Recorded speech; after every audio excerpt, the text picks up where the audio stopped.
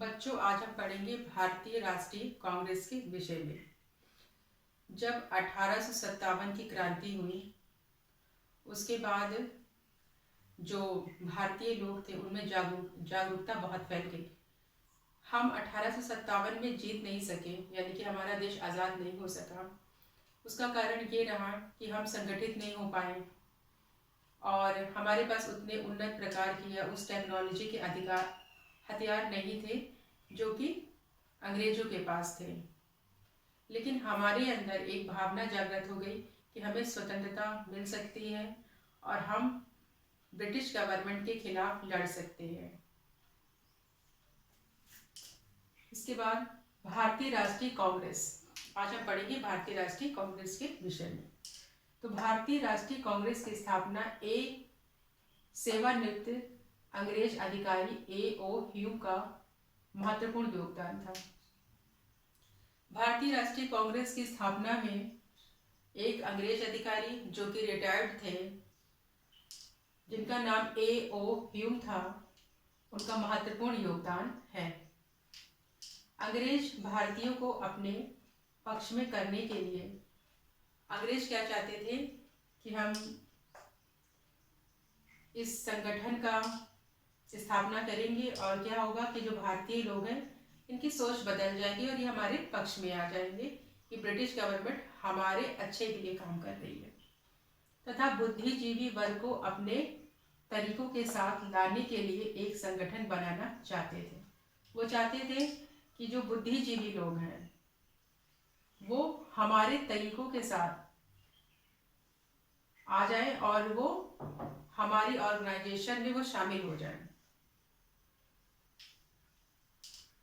तो वो बुद्धिजीवी वर्ग को अपने तरीकों के साथ लाने के लिए एक संगठन बनाना चाहते थे कि जो बुद्धिजीवी लोग हैं वो हमारे तरीके के हिसाब से वो काम करें। ऐसा मानना था ब्रिटिश गवर्नमेंट का। किंतु बाद में यह संगठन अंग्रेजों का सबसे बड़ा विरोधी बन गया। जब ये संगठन बन गया उसके बाद जैसे वो मांगे रखते गए होंगे, तो जो भारतीय लोग थे उनको समझ में आ गया कि ये जो गवर्नमेंट है ये हमारे हिसाब से या हमारे पक्ष में काम नहीं कर रही है, बल्कि हमें गुलाम बनाना चाहती है। तो क्या हुआ, जो भारतीय लोग थे वो जो ब्रिटिश गवर्नमेंट के वो खिलाफ हो गए। तो यही संगठन आगे चल के बहुत ही खतरनाक साबित हुआ ब्रिटिश गवर्नमेंट के लिए। भारतीय राष्ट्रीय कांग्रेस की स्थापना व इसका प्रथम अधिवेशन दिसंबर 1885 ईस्वी में बम्बई में हुआ। ये एग्जाम में प्रश्न आता है कि भारतीय राष्ट्रीय कांग्रेस की स्थापना का समय कहाँ हुआ था, इसका प्रथम अधिवेशन कहाँ हुआ था। तो दिसंबर 1885 ईस्वी में कहाँ पर हुआ था, बम्बई में हुआ था। तो प्रथम अधिवेशन दिसंबर माह में 1885 में बम्बई में हुआ। इसके प्रथम अध्यक्ष उमेश चंद्र बनर्जी बनाए गए। कांग्रेस की स्थापना के समय भारत का गवर्नर जनरल लॉर्ड डफरिन था। एग्जाम में ये भी प्रश्न आता है कि जब राष्ट्रीय कांग्रेस की स्थापना हुई तो उस समय का जो गवर्नर जनरल था तो वो कौन था। तो लॉर्ड डफरिन उस समय के गवर्नर जनरल थे। ये तो हो गया भारतीय राष्ट्रीय कांग्रेस की स्थापना के विषय में। अब जब स्वतंत्रता के लिए आंदोलन हुए तो उसमें कुछ घटनाएं घटी, जिनमें से एक घटना है कांग्रेस के द्वारा सरकार के समक्ष मांगे रखी गई। अब कांग्रेस इसके अगेंस्ट काम कर रहा है, ब्रिटिश गवर्नमेंट के अगेंस्ट। 1885 ईस्वी से 1905 ईस्वी तक का काल कांग्रेस का उदारवाद काल था।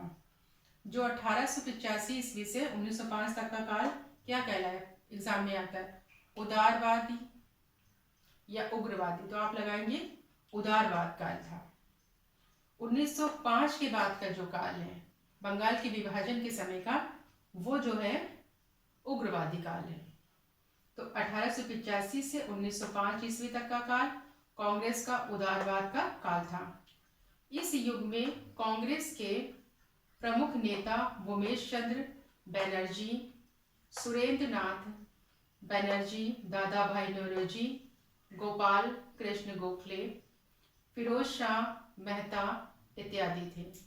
तो कांग्रेस के जो प्रमुख नेता अगर आप पूछेंगे उस समय के, तो उमेश चंद्र किस युग में थे, तो 1885 से 1905 का इनका कार्यकाल है। यानी इस युग में ये उदारवादी नेताओं के नाम हैं। उमेश चंद्र बनर्जी, सुरेंद्रनाथ बनर्जी, दादा भाई नौरोजी और गोपाल कृष्ण गोखले, फिरोज शाह मेहता, ये सब उदारवादी नेता हैं।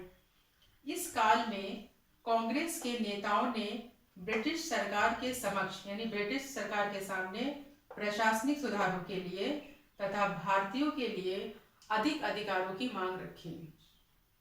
ये कब मांग रखी गई थी? आप अपने उन्होंने कहा कि ब्रिटिश गवर्नमेंट से कि आप अपने प्रशासनिक सुधार कीजिए, प्रशासन में जो सुधार करना है वो कीजिए, और जो भारतीय लोग हैं उनकी जो सुविधाएं हैं या जो उनके अधिकार है वो और अधिक कीजिए। उनको बहुत कम अधिकार दिए गए हैं। ये उदारवादी नेताओं ने ये मांग रखी थी। तो ये कांग्रेस के द्वारा ये मांगे रखी गई थी। कौन सी मांगे थी? तो आप लगाएंगे इस काल में कांग्रेस के नेताओं ने ब्रिटिश सरकार के सामने प्रशासनिक सुधारों की, जो उनका प्रशासन था जो बहुत कट्टरपंथी था, तो उसमें क्या उन्होंने कहा कि इसमें सुधार किया जाए।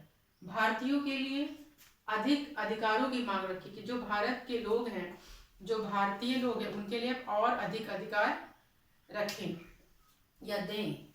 उदारवाद नेता अंग्रेज का विरोध नहीं करते थे। उदारवादी जो नेता थे वो कभी अंग्रेजों का विरोध नहीं करते थे।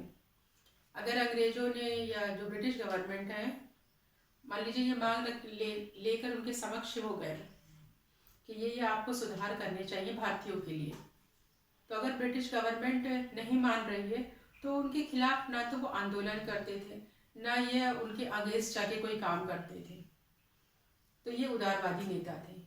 और जो इसके बाद 1905 के बाद जो लोग कांग्रेस में शामिल हुए, जो युवा जनरेशन, न्यू जनरेशन, और देखिए 1905 ईस्वी के बाद से कांग्रेस ने नए व गर्म विचारों वाले, एक अलग विचारों वाले तथा युवा नेताओं के शामिल होने से कांग्रेस के एक वर्ग के द्वारा अंग्रेजों का मुखर विरोध हो गया। अब जैसे अंग्रेज हमारी बात नहीं मानते भारतीयों की, तो उनका विरोध होने लगा। जब ये जो लोग इनका विरोध कर रहे थे अंग्रेजों का, उनको उग्रवादी नेता कहा गया, या उस काल को उग्रवादी काल कहा गया। ये 1905 का जो काल है, 1905 के बाद का जो काल है, वो उग्रवाद काल था कांग्रेस का। कांग्रेस के इस उग्र या गर्म पंथ को बंगाल विभाजन से और अधिक बल मिला। तो क्वेश्चन आता है कि जो ये उग्रवाद है या उग्र या गर्म पंथ के लोगों को कब अधिक बल मिला? तो बंगाल विभाजन के बाद मिला, क्योंकि जब बंगाल का विभाजन हो गया तो उसके बाद ये नेता क्या हो गए, इनको और शक्ति मिली। सुरेंद्रनाथ बनर्जी के कथन पर लॉर्ड डफरिन को कहना पड़ा। सुरेंद्रनाथ बनर्जी ने जो भी कहा, जो भी उनके कथन थे, उस कथन पर लॉर्ड डफरिन ने एक बात कही कि अब कांग्रेस का झुकाव राजद्रोह की ओर हो गया है। उन्होंने कहा है अब ये जब इतना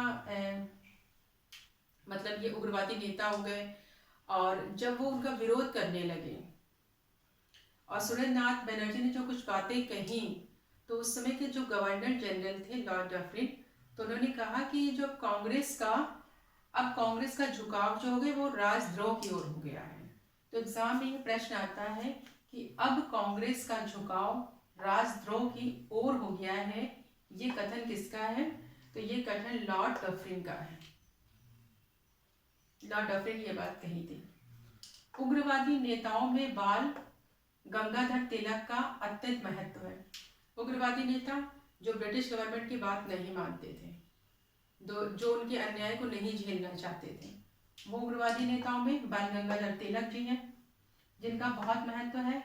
इन्हें भारतीय लोकमान्य भी कहते हैं, इन्हें भारतीय लोकमान्य भी कहते हैं, किंतु अंग्रेज इन्हें भारतीय अशांति का जनक मानते हैं। तो पेपर में कभी कभी क्वेश्चन ये भी आता है कि अंग्रेज भारतीय अशांति का जनक किसे मानते हैं? तो आप लगाएंगे बाल गंगाधर तिलक को मानते हैं वो। ये अपने राजनीति के प्रारंभ में जब बाल गंगाधर तिलक जी ने अपनी राजनीति की शुरुआत की थी तो ये एक उदारवादी नेता थे, किंतु अंत में ये उग्रवादी हो गए। अंत में फिर ये उग्रवादी नेता बन गए। तो हम ये कह सकते हैं कि सन 1885 से 1905 तक का जो कार्यकाल, जो कांग्रेस का कार्यकाल था, तो वो उदारवादी नेताओं का था, उदारवादी काल कहलाएगा। जब 1905 के बाद का, जब बंगाल विभाजन के समय का जो काल है, वो उग्रवाद काल कहा कांग्रेस का। इस तरीके से बच्चों आपको डिफरेंस पता हो गया होगा, उदारवादी नेता, उग्रवादी नेता, और कि भारतीय राष्ट्रीय कांग्रेस की स्थापना कब हुई, किसके द्वारा हुई, कहाँ पर हुई। तो कुछ डाउट आपके क्लियर हुए होंगे। ये सारी घटनाएं स्वतंत्रता आंदोलन के समय की हैं। उम्मीद करती हूँ कि आपको ये टॉपिक आज अच्छे से समझ में आया होगा। अगर आपको ये टॉपिक अच्छे से समझ में आया है तो आप कमेंट बॉक्स में कमेंट कीजिए। Thank you so much.